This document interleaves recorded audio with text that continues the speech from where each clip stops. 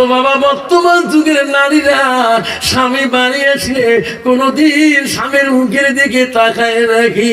বাবি বাড়ি আসলে মা দেখবে ওই বউটের মুখ ভাদর মাসে কালা মুখ। ঠিক ভাদর মাসে মেঘগুলো কেমন কালা, তো বউয়ের মুখ হলো কালা। ঠিক না ভাই? ঠিক মা বলে না নবীজির কত স্ত্রীর গুণ ছিল। মা শোনেন, আয়েশার একটা আঙুলের রূপ যদি পৃথিবীর নারীরা দেখতো, একটা আঙুলের রূপ যদি নারীরা দেখতো, পৃথিবীর নারীরা স্বামীর সাথে কোনোদিন অহংকার করতো না।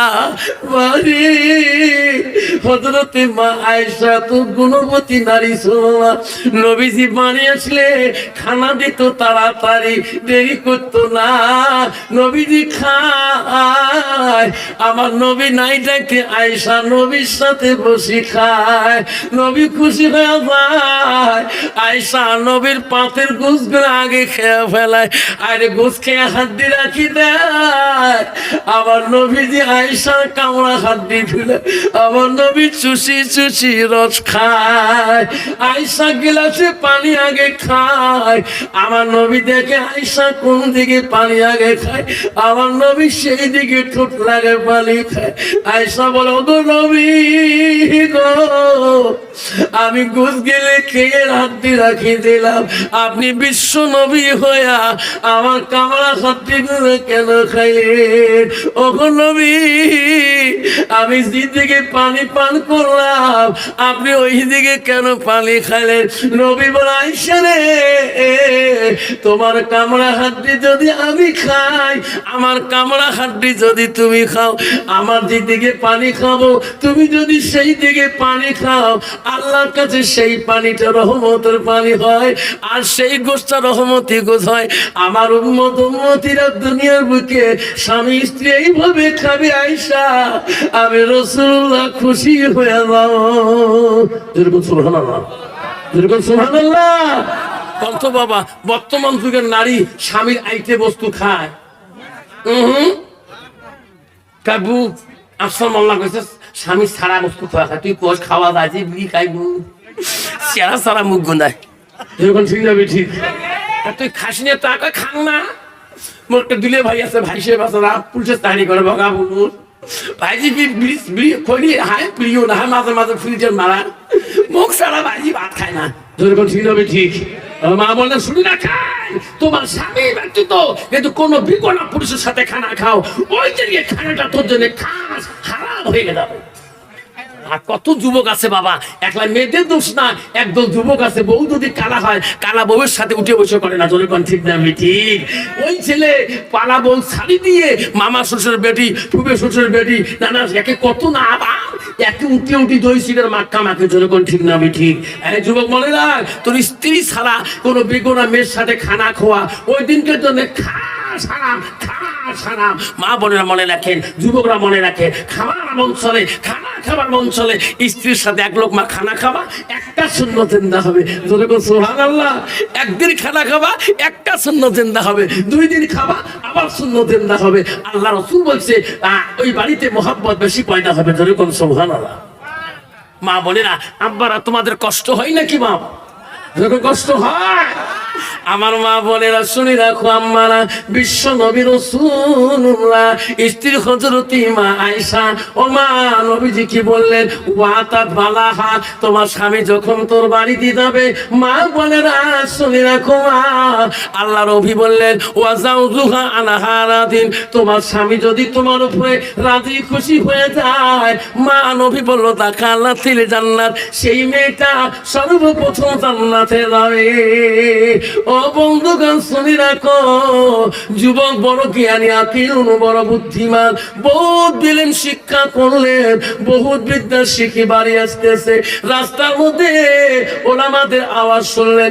আল্লাহ রাসূল বলেছে কাল কিয়ামতের ময়দানে একদল মানুষ আল্লাহর কাছে মুখ হয়ে দাঁড়াইবে। কোন মানুষটা? দুনিয়ার সব ডিগ্রি আছে, আল্লাহর কোরআন এলেম তার ভিতরে না। নাই। ছেলেটা ভাবলো রে আমার আব্বা এত টাকা খরচ করলো, আমার কেন এলেম শিখালো না। বাড়িতে আসলেন, বাবাকে সালাম দিলেন। বাপ বললো বাবা রে তোর তো আজকে ডিগ্রি শেষ, তুমি এত সুন্দর রেজাল্ট করি বাড়ি আসলা, মনটা কেন তোর মলিন মলিন দেখা যায়। বলছে আব্বা স্যার আমি আলিমের মুখে শুনলাম আব্বা কাল কিয়ামতের দিন একদল মানুষ বলে আল্লাহর কাছে মূর্খ হবে। আব্বা আমাকে এলিম কেন শিখাইলেন না? আব্বা আমি নিয়ত করলাম আজকে আব্বা যেদিন আমি বিয়ে করব আমি কোরআন পানেওয়ালা মেয়েকে বিয়ে করব। ওগো আব্বা আমি আমার বিবির কাছে কোরআন পড়া শিখবো। যেরকম সুবহানাল্লাহ। আল্লাহ রাসূল বুখারীর প্রথম হাদিসে বলেছে যাই যে নিয়ত করবে আল্লাহ তার মনের আশা পূরণ করবে। যেরকম সুবহানাল্লাহ। এখন বিয়ের উপযুক্ত বয়স হয়ে গেছে, বাপকে বলি দিস আব্বা আমার দুনিয়ার কোনো কোয়ালিফিকেশন লাগে না, যে মেয়েটাকে তুমি দেখবা সেই মেয়েটাতে কোরআন পড়লে ভালো হয়, আমি আমার বিবির কাছে কোরআন পড়া শিখবো। বাবা মেয়ে খুঁজতেছে, সব জায়গায় যায়, কোরআন পড়লে আলা ভালো মেয়ে পায় না।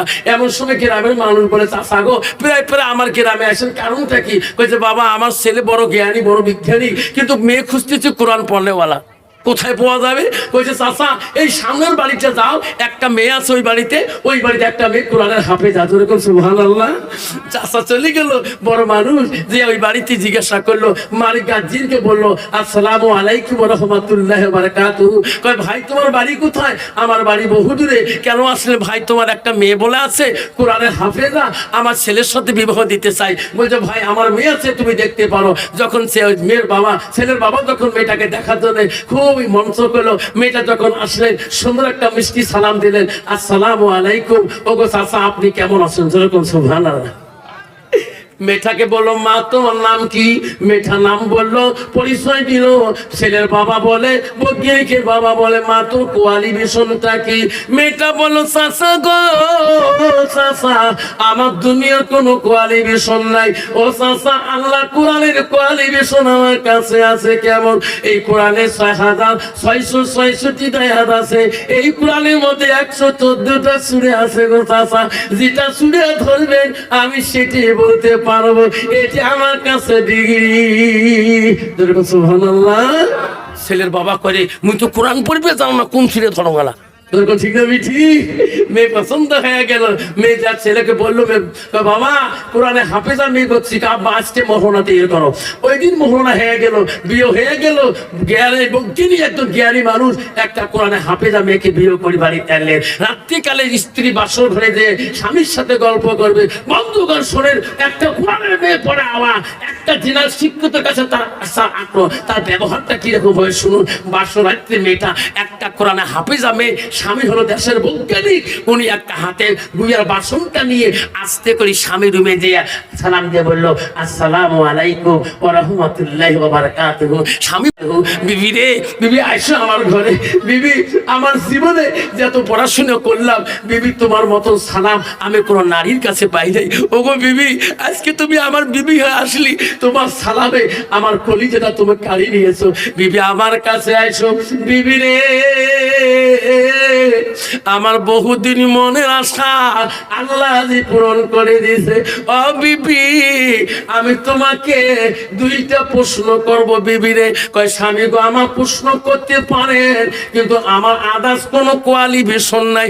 ও স্বামী আমার ডিগ্রি হলো আল্লাহর কোরআন, এই কোরআন থেকে যত প্রশ্ন করবেন স্বামী আমি সব উত্তর দিতে পারবো।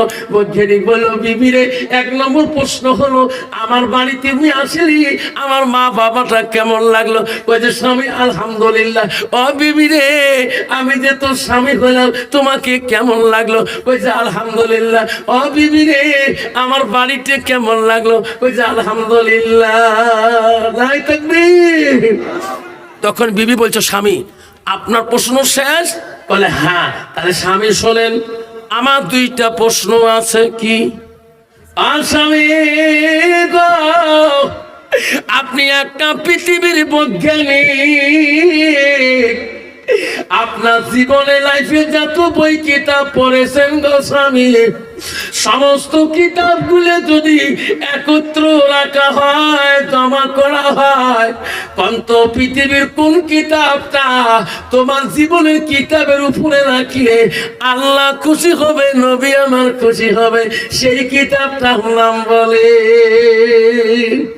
বিজ্ঞানী বলছে পৃথিবীর যত কিতাব আছে, বই আছে, আল্লাহর কোরআন ছাড়া কোনো কিতাব উপরে যেতে পারে না। বিবি রে, সেটা হলো আল্লাহর কোরআন। বিবি বলছে সঠিক উত্তর গো স্বামী।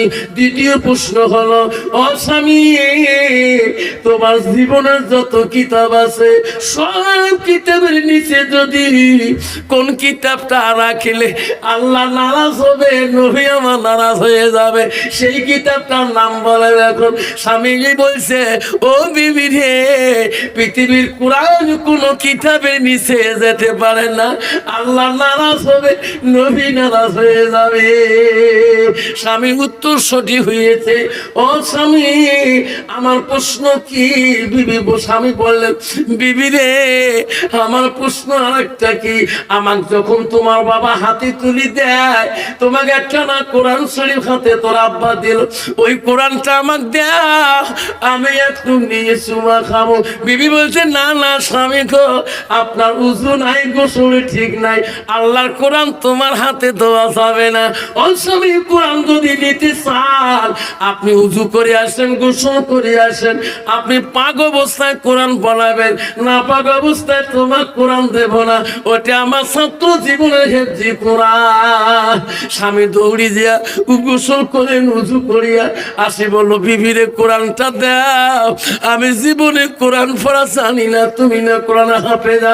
বিবির হাত থেকে কোরআনটা নিলেন, উজু গোসল করিয়া বিবির কাছে কসম করলো, এই বিবি রে, জীবনে কিছুই করতে পারলাম না, খোদার কসম করলাম, আল্লাহর কোরআন কসম করি ধরলাম, যতদিন পর্যন্ত আমি তোর মতন কোরআনের হাফেজ হব না, অতদিন এই বাড়িতে আসবো না। বিবি তুমি থাকো, আমার মার খেদমত করো, বাবার খেদমত করো, আমি 24 ঘন্টায় আমি কোরআনের হাফেজ হয়ে আসবো। সুবহানাল্লাহ। যুবক কোরআনটা নিয়ে বজ্ঞানী বুকের মধ্যে নিয়ে কান্দে, সব মাদ্রাসা যায় বলে, ভাই তাড়াতাড়ি হাফেজ বানিয়ে দাও, আমার বিবিকে ওয়াদা দিয়েছি 24 ঘন্টায় হাফেজ হয়ে আসবো।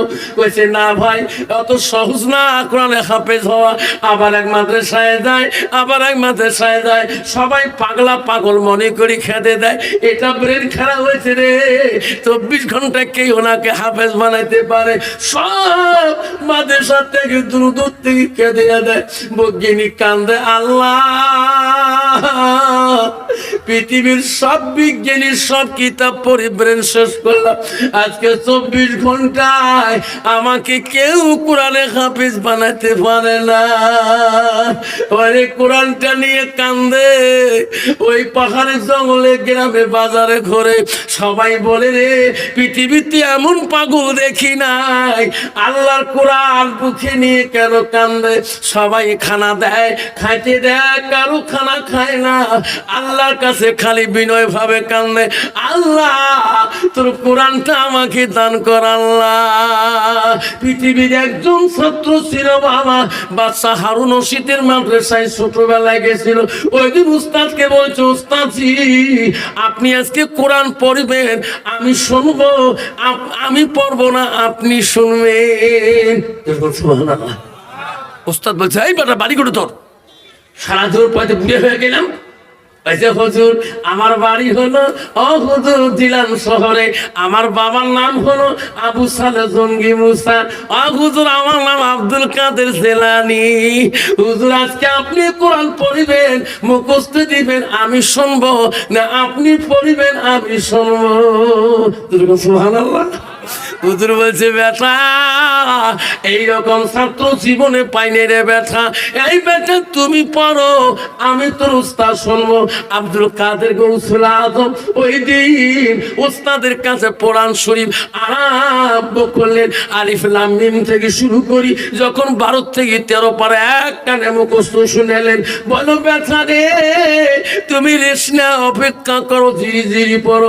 আব্দুল কাদের বন্ধ করলেন, কিছুক্ষণ রেশ নিয়ে আবার পড়া মুখস্থ শুরু করলেন। 18 পড়া যাওয়ার পরে আর পড়তে পারে না। ওস্তাদ বলে বেটা কেন আর পড়তে পারো না? ওস্তাদজি গো আমার মা মূল ফাতেমা, আমার মা কোরআনের 18 পারা হাফেজা ছিল। আমার মা যখন কোরআন পড়ছিল আমার মার মুখে শুনি শুনি 18 পারা মুখস্থ করেছি। ও গো ওস্তাদজি বাকি 12 পারা তোমার কাছে শিখতে আসলাম। সুবহানাল্লাহ, সুবহানাল্লাহ। মা বোনের আম্মানা এখনো তোমার পেটে কোরআনের হাফেজ আসবে মা, মুক্তি মরণ আসবে মা, মুহাদ্দিস আসবে মা, আহসানা ফারজাহা তোমার চরিত্র ঠিক রাখতে হবে। ও মা তোর পর্দায় থাকতে হবে মা। তুমি নিয়ত করো তোমার পেটে এখনো মুক্তি পাঠিয়ে দিবে, আল্লাহ পাঠিয়ে দিবে, মুহাদ্দিস পাঠিয়ে দিবে। মা তোর চরিত্র ঠিক রাখতে হবে, মা তোর পর্দায় থাকতে হবে, মা আল্লাহ তোর পেটে বড় বড় আলেম ওলামা পাঠিয়ে দিবে। ও মা বোনেরা পাগলা ওই বৈজ্ঞানী কোরআনটা নিয়ে কান্দে, কোথাও পায় না 24 ঘন্টা হাফেজ বানিয়ে দিতে। এমন সময় এক বাজারে চলে গেলে সব বাজারের মানুষ বলে এটা কোন পাগল রে কোরআন পড়ে বুকে নিয়ে কান্দে, খাবার দেয় খায় না, কিছুই খায় না, খালি কান্দে। রাত হইলে কারো দোকানে থাকে না, ওই দোকানে ওই বাজারে এক আল্লাহর ওলি ছিল গো। উনি দেখছিলে কি লোকটা কিছু খায় না কেন, সারাদিনে কি খায়, হানে পাগলার মতো হয়ে গেছে। কোরআনটা বুকের মধ্যে নিয়ে কান্দে আর বলে আল্লাহ আমার বিবিকে কথা দিছি আল্লাহ আমি 24 ঘন্টা হাফেজ হয়ে যাব। আল্লাহ আমার কেউ হাফেজ বানাতে পারে না, কোন দেশে গেলে আমি 24 ঘন্টা হাফেজ হব। ওই রাতের মধ্যে পাগলা